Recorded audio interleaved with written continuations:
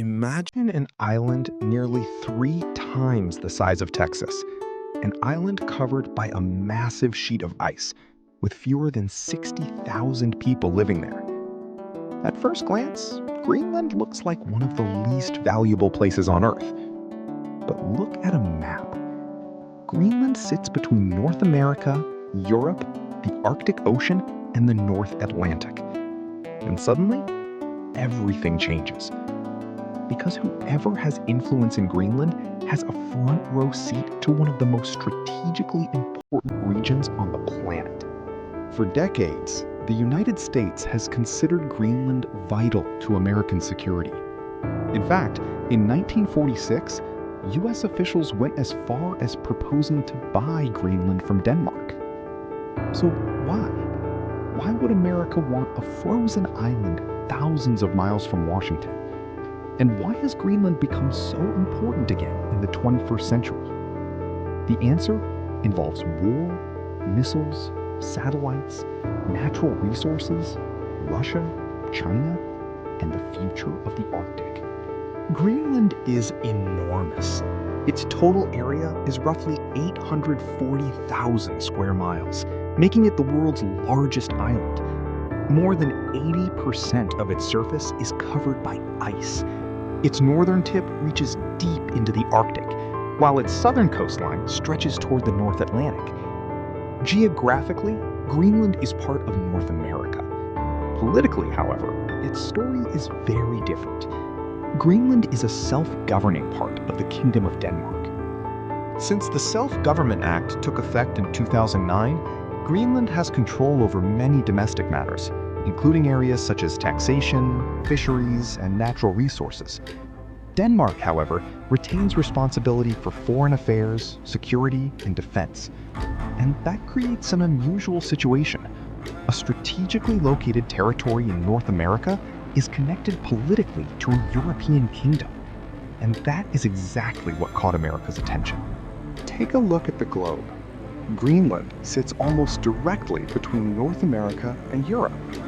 To its west is Canada. To its east is Iceland and the North Atlantic. And farther northeast lies Europe. Above it is the Arctic Ocean. This makes Greenland a natural strategic bridge between the Atlantic and Arctic regions.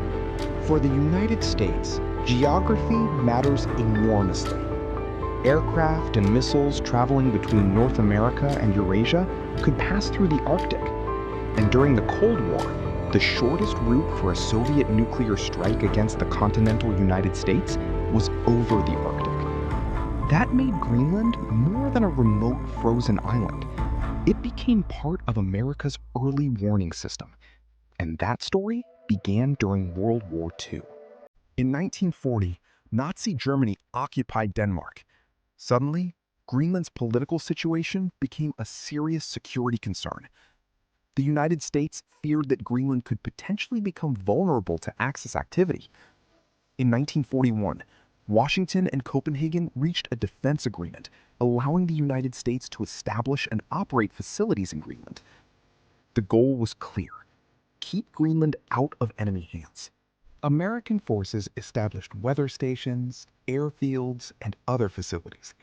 And the United States began building a permanent strategic presence in the Arctic. After the war ended, however, Washington wasn't ready to simply walk away, because a new threat was emerging: the Soviet Union. And the Cold War was about to transform Greenland forever. In 1946, the United States made a remarkable proposal. The Truman administration explored the possibility of purchasing Greenland from Denmark. American officials considered Greenland so important to U.S. security that outright acquisition was discussed as one possible solution.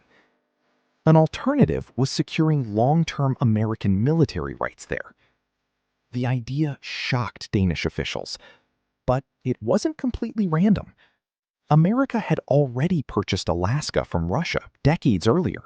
In 1867, the United States had acquired Alaska for $7.2 million.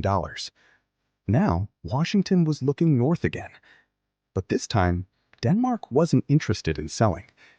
Greenland would remain under Danish sovereignty.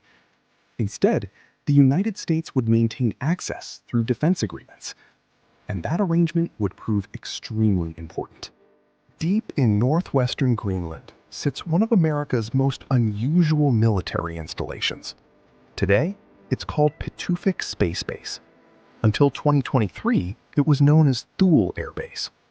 The base sits roughly 750 miles north of the Arctic Circle and less than 1,000 miles from the North Pole. Its location is extraordinary, and so are its missions. Pituffik supports missile warning, missile defense, space surveillance, and satellite operations. During the Cold War, a ballistic missile early warning system was established there in 1961. The logic was simple.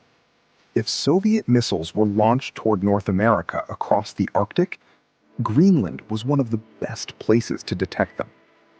The frozen wilderness had become part of America's shield.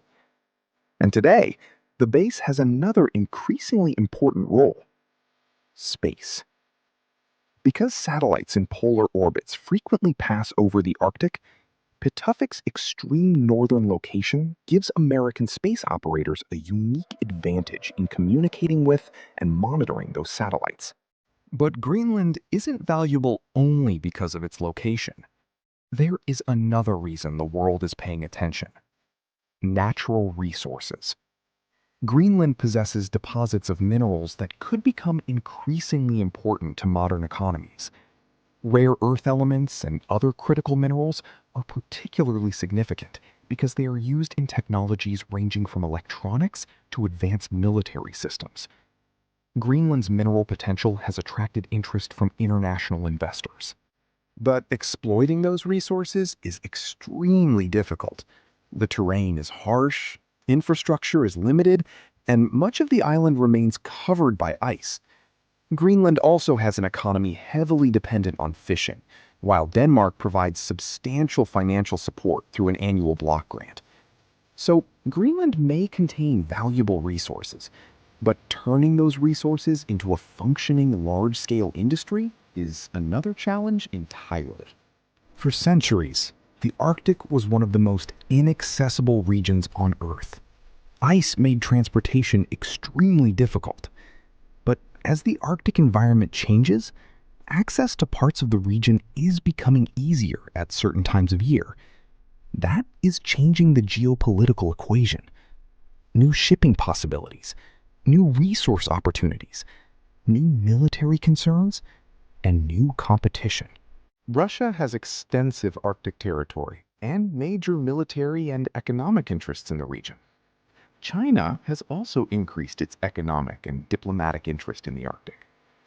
For Washington, that means Greenland is no longer simply a remote Danish territory. It is increasingly viewed through the lens of great power competition. And America's existing presence gives Washington something extremely valuable: strategic access. But there's one big problem. There is something often missing from the conversation about Greenland: the people who actually live there. Around 56,000 people call Greenland home. Most are Greenlandic Inuit. And Greenland has its own elected government and growing political autonomy. The self-government framework recognizes Greenlanders as a people with the right to self-determination.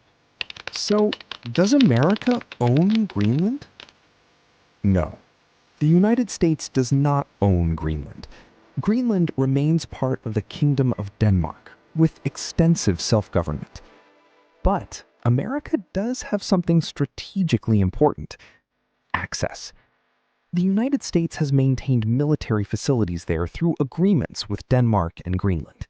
And that access has lasted for generations, from World War II, to the Cold War, to missile defense, to space operations. Greenland has repeatedly demonstrated its importance to American security. And that may be even more significant in the future. For centuries, Greenland looked like the edge of the world, a frozen wilderness almost impossible to reach. But geography has a strange way of changing the value of places.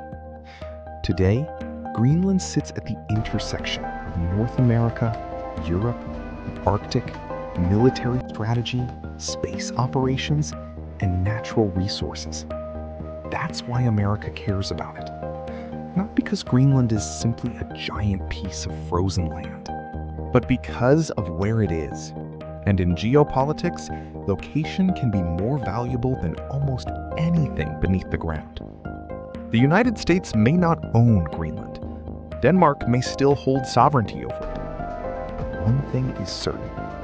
Greenland has become one of the most strategically important pieces of territory on the planet. And as competition in the Arctic intensifies, the question may no longer be, who owns Greenland? The more important question could be, who will shape the future of the Arctic? And that story is only beginning. If you enjoyed this documentary, subscribe for more stories about the borders, territories, and geopolitical decisions that changed the world. Thanks for watching.